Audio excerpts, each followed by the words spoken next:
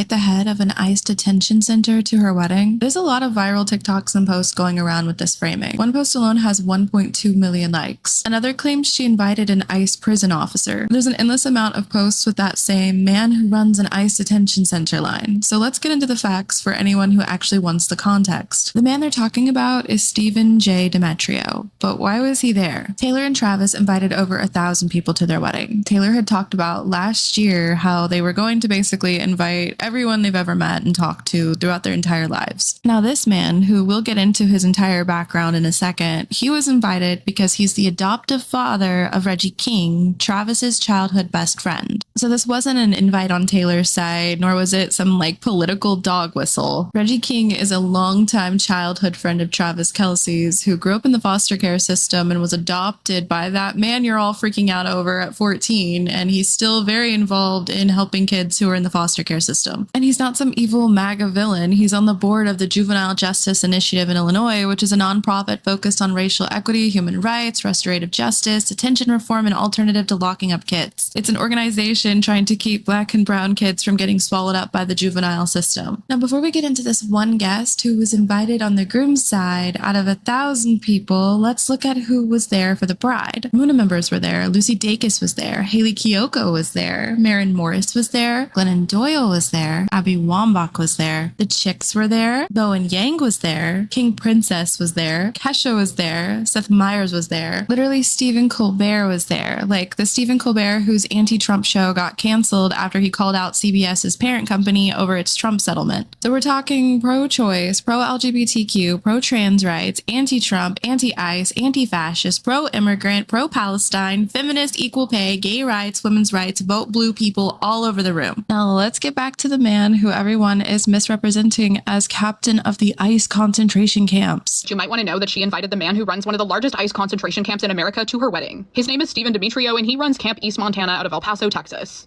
None of this is true. This guy works on the corporate side of a company that has thousands of government contracts. He's the chair of the board of a company called Amentum Holdings. This company has over 50,000 employees, and it holds contracts in more than 70 countries. They do things like environmental cleanup, Ebola treatment support, refugee resettlement, the recent Artemis moon mission, sustainable energy projects, and hundreds, if not thousands, of other contracts. This isn't an ICE company. It was only this spring, March of this year, that Amentum was brought in to take over specific parts of operating at Camp East Montana, things like medical care, secure housing, and transportation. This happened after Democrats rallied against the previous contractor, who was a completely different company. So the horrific stories tied to that location, those are tied to the contractor before Amentum. I'm not arguing in favor of any of this, but this one ICE contract is less than 3% of what Amentum does as a company. Over 30% is NASA and space projects and engineering. Another huge percentage goes to so many other things. This guy doesn't broker the contracts or sign the deals or manage them personally, and he doesn't work at the detention center or hire people or work for ICE. There's not a single tweet or article or post about this man's name in connection to ICE camps before Taylor's wedding because there is no connection. This man does not run ICE camps. This entire outrage leans more tinfoil hat conspiracy theory than it does any good for anybody. This is her fiance or now husband's childhood best friend's adoptive father.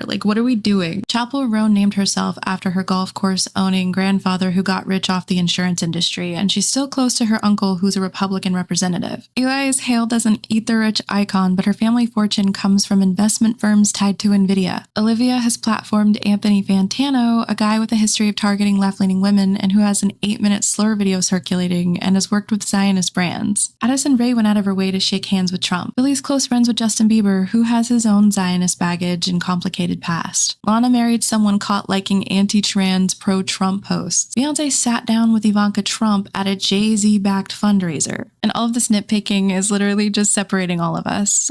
For Stan Wars, you don't really care.